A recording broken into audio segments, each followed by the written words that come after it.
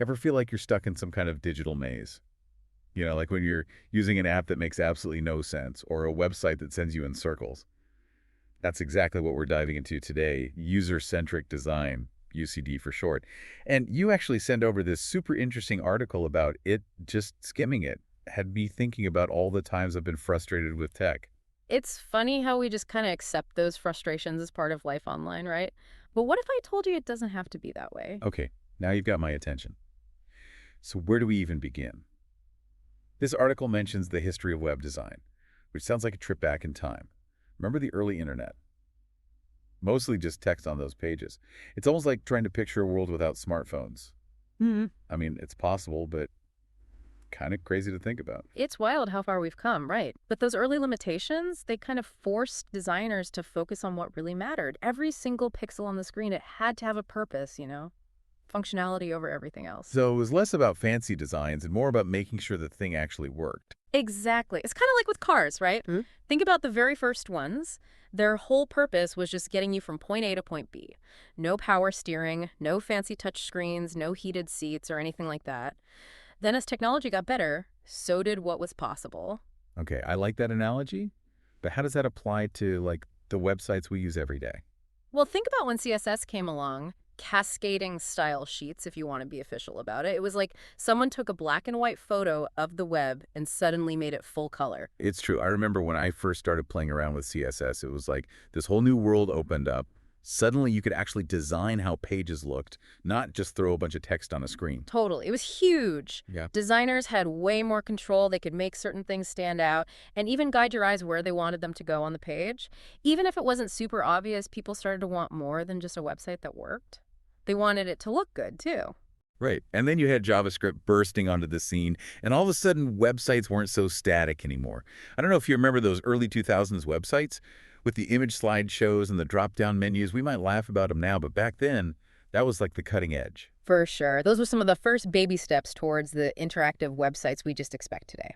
That little bit of animation, those instant updates when you click something revolutionary back then. It really was. Speaking of revolutionary, we can't forget the elephant in the room, or I guess the smartphone in our pocket. The whole mobile revolution totally changed how we think about design, don't you think? 100% responsive design went from a nice to have to a make or break thing practically overnight. Hmm. Designers had to consider all these different screen sizes, different ways of interacting with websites, and a whole bunch of new user habits. And this is where I think it gets interesting because all of these big changes, even if they weren't specifically called user-centric design back then, were definitely moving in that direction.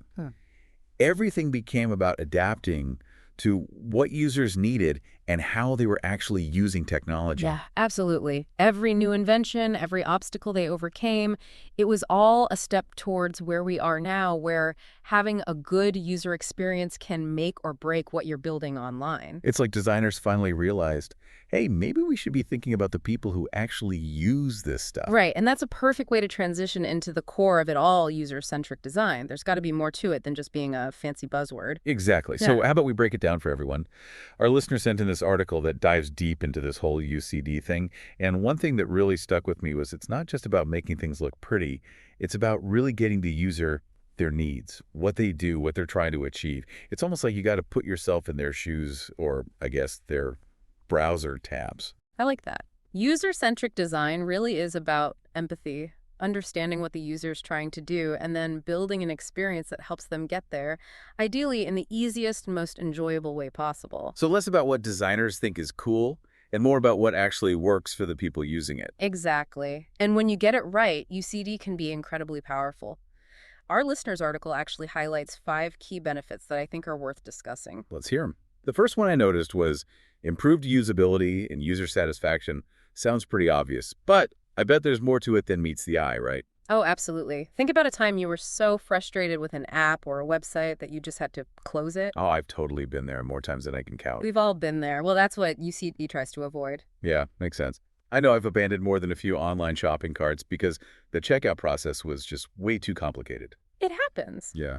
User-centric design is about streamlining those processes, making them so easy and enjoyable that users actually want to use them. And a happy user is way more likely to stick around. That makes a ton of sense. And on the topic of sticking around, the next benefit on the list is boosted engagement and retention. And those are definitely some buzzwords that get businesses excited. Absolutely. It's about that stickiness factor that keeps people coming back again and again. If you make a product that's easy to use, enjoyable, and actually helps people achieve their goals, they're way more likely to use it regularly. So not just attracting new users, but making sure the ones you have actually want to stay. Exactly. Now, this next one might sound a little counterintuitive at first, but it's about reducing development costs. Wait, really? I think all this user research and testing would actually make development more expensive. You'd think so, right? But here's the thing. Catching those usability issues early on in the design process actually saves you money in the long run. Imagine spending months, maybe even years building an app only to find out that no one actually wants to use it because it's too confusing. That's a costly mistake. Oof. Yeah, that sounds like a nightmare scenario for any company. It really is. So it's like investing in a good blueprint up front so you don't have to pay for a ton of renovations later on. That's a great analogy. And while we're on the topic of designing with the user in mind, let's talk about enhanced accessibility and inclusivity. This is such an important one. It's not just about making things easy to use, it's about making sure they can be used by everyone. You got it. User-centric design means recognizing that you have a diverse user base, each with their own needs and abilities. So things like designing for different screen readers, alt text for images, good color contrast, those are all part of UCD. They sure are. But it goes beyond even those more technical aspects of accessibility. You've also got to consider things like cultural differences, language barriers, even how comfortable someone is with technology in general. It's really about making technology as inclusive and welcoming as possible, regardless of someone's background or ability. Exactly. Okay, so far we've covered improved usability, increased engagement, reduced costs, and better accessibility. What's the fifth benefit? This one's all about building those emotional connections. Okay, now we're getting deep. Yeah. But I'm curious, how do you actually design for emotion? Well, think about an app that you love to use. What is it about the design that just clicks with you? There are so many. It can't just be about having a nice-looking interface or using the right colors. You're onto something there. It goes way deeper than that. It's about those little details that make you feel something when you're using the app.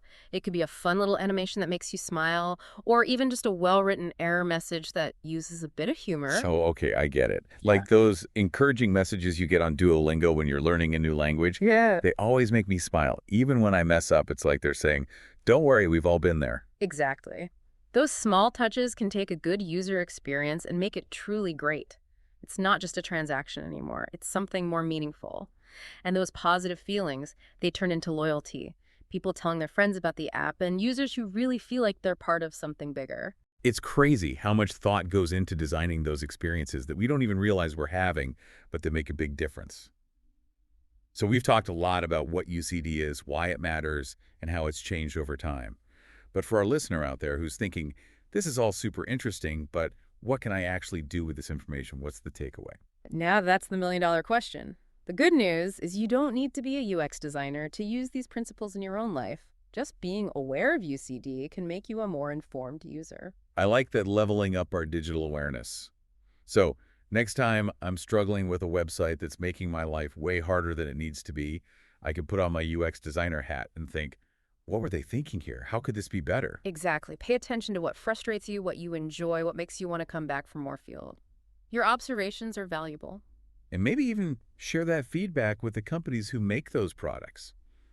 We don't always realize how much our feedback actually matters to them. I couldn't agree more. Companies spend so much time and money trying to understand their users, so don't be afraid to speak up. You never know, your feedback could be the thing that makes a real difference.